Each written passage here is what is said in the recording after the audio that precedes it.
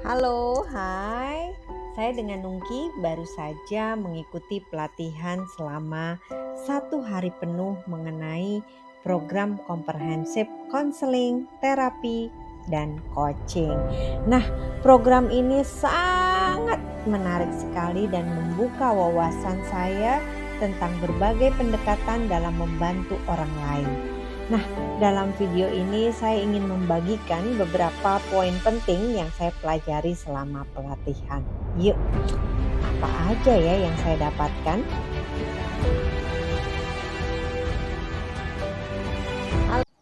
Seharian penuh saya dan teman-teman ditemani oleh coach-coach handal.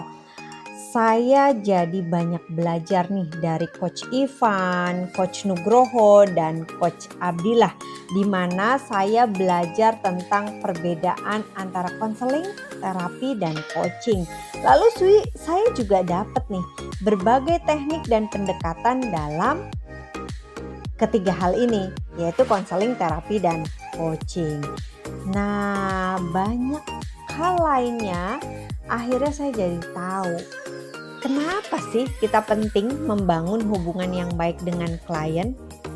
Dan pastinya di sini saya tahu ternyata konseling, terapi, dan coaching itu ada loh etikanya. Jadi pada dasarnya yang saya ingat, nih kalau salah tolong ya coach ya ingatkan, sependek yang saya tahu akhirnya konseling itu berfokusnya kita gimana sih ngebantu individu mengatasi masalah dan hambatan dalam hidup mereka. Lalu di terapi itu berfokus pada penyembuhan masalah mental dan emosional. Dan di coaching itu fokusnya sama ngebantu individu sih, tapi di sini bagaimana mencapai tujuan dan meningkatkan performa mereka. Nah, di sini pokoknya saya akan kasih tahu benang merahnya saja yang saya dapatkan di 1 hari ini full penuh. Walaupun ngantuk-ngantuk nih, lapar, haus karena puasa, tapi tetap karena saya pengen belajar dan coachnya juga nggak ngebosenin. Yuk, benang merah poin-poinnya apa sih dalam pembelajaran hari ini? Nah, yang pertama saya akan bahas di konseling apa aja sih yang saya dapat nih di konseling ini. Yang pertama tentang pemahaman klien. Ternyata kita harus tahu nih, harus memahami secara mendalam latar belakang, nilai, ataupun kebutuhan klien. Itu merupakan landasan utama dalam proses konseling. Lalu yang kedua, ternyata di sini kita juga harus menunjukkan empati dan keterbukaan dalam mendengarkan serta memahami pengalaman dan perasaan klien. Jadi di sini siapin aja kita jadi tong sampah gitu ya. Kita jadi pendengar yang baik. Lalu juga ternyata di dalam konseling itu kita juga harus punya keterampilan komunikasi yang efektif, di mana harus mendengarkan aktif, lalu bertanyanya yang relevan, karena untuk membangun hubungan terapeutiknya. Dan di sini fokusnya itu pada solusi dan potensi klien tersebut, bukan hanya pada masalahnya. Membantu klien untuk mengidentifikasi langkah-langkah perubahan yang dapat dilakukan. Jadi solusi, tidak hanya mendengarkan.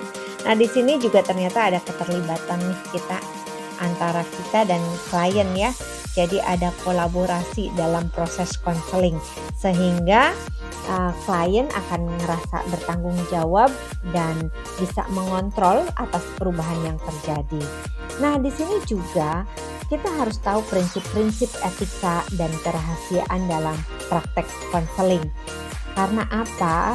Untuk menjaga kepercayaan dan integritas dalam hubungan konselor dan klien. Dan di akhir katanya sih kita harus melakukan evaluasi terhadap progres klien secara berkala ya, sehingga kita bisa melakukan refleksi terhadap pendekatan yang digunakan untuk meningkatkan efektivitas konseling.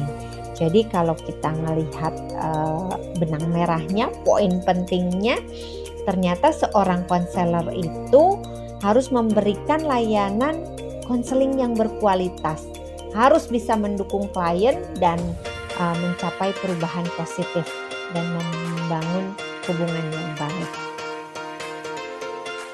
Nah, kalau di pas terapi ini saya dapat poin pentingnya, yaitu tentang yang pertama, menjaga stres dengan pengelolaan diri. Di sini kita harus bisa menjaga batas-batas pribadi dan tidak ikut campur dalam urusan yang tidak diserahkan kepada kita.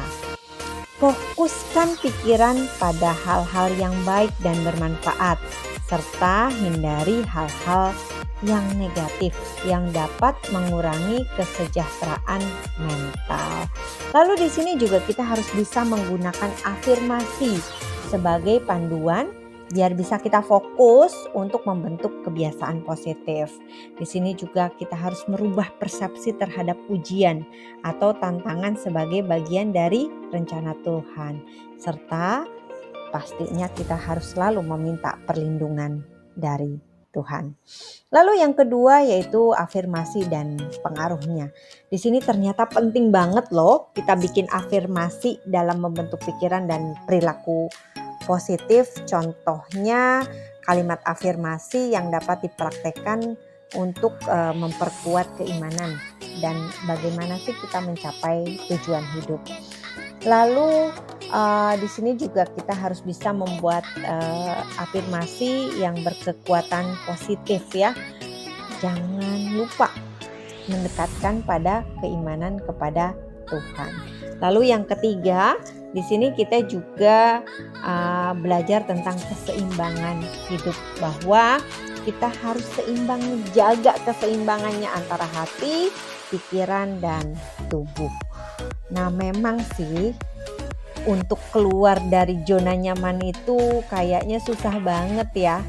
Tetapi kita harus berani untuk keluar dari zona nyaman dan melakukan aktivitas positif untuk mengatasi stres.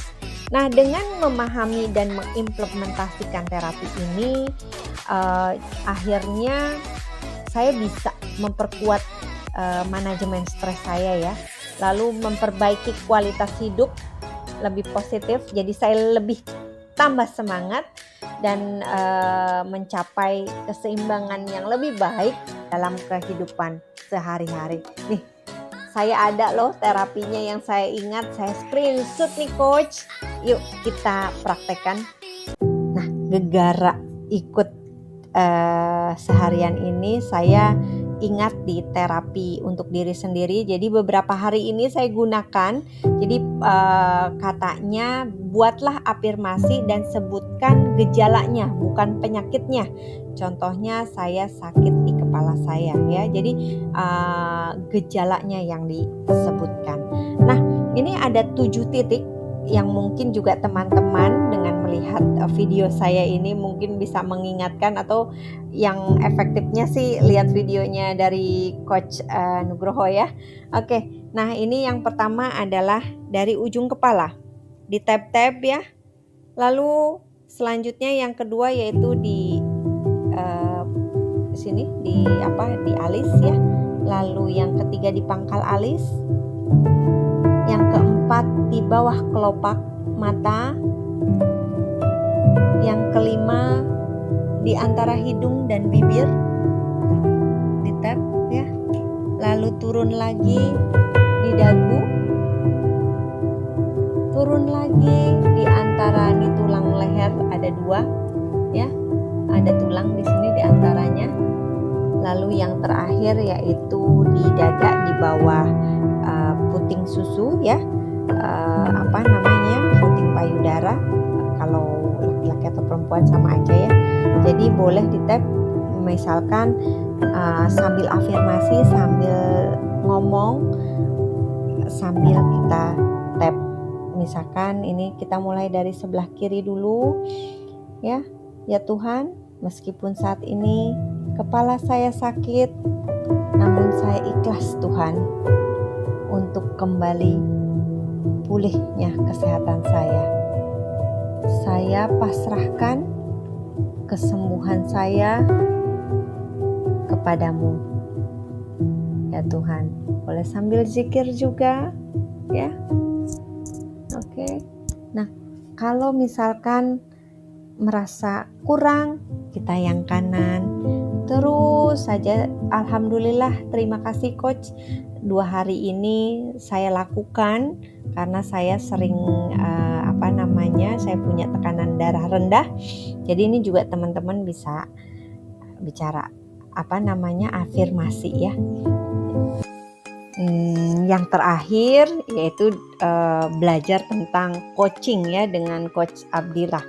Nah, di sini yang saya dapatkan di poin pentingnya yaitu tentang pemahaman terhadap coach sendiri.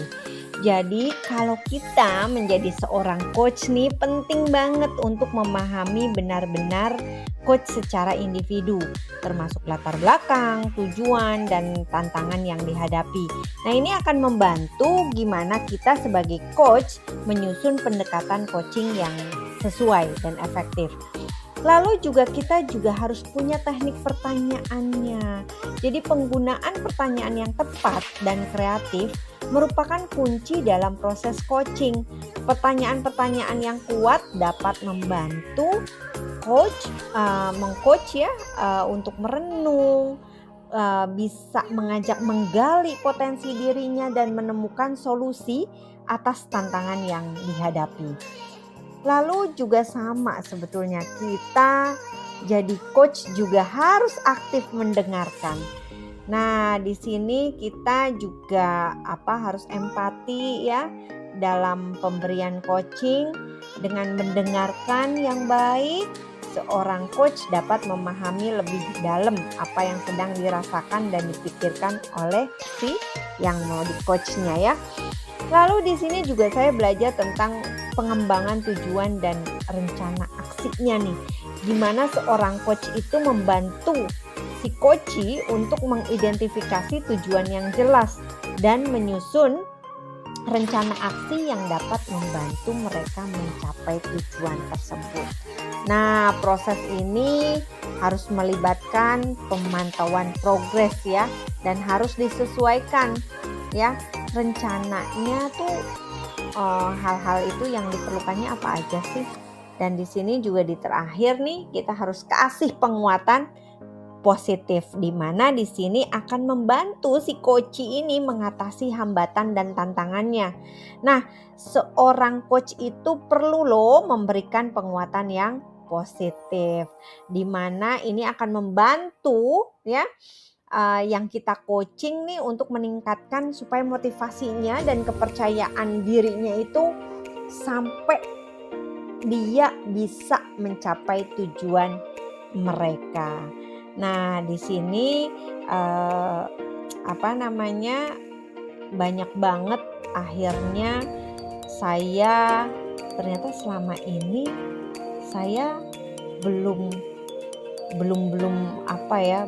benar-benar ya menjadi coach untuk anak-anak saya ya, baik di rumah maupun di sekolah.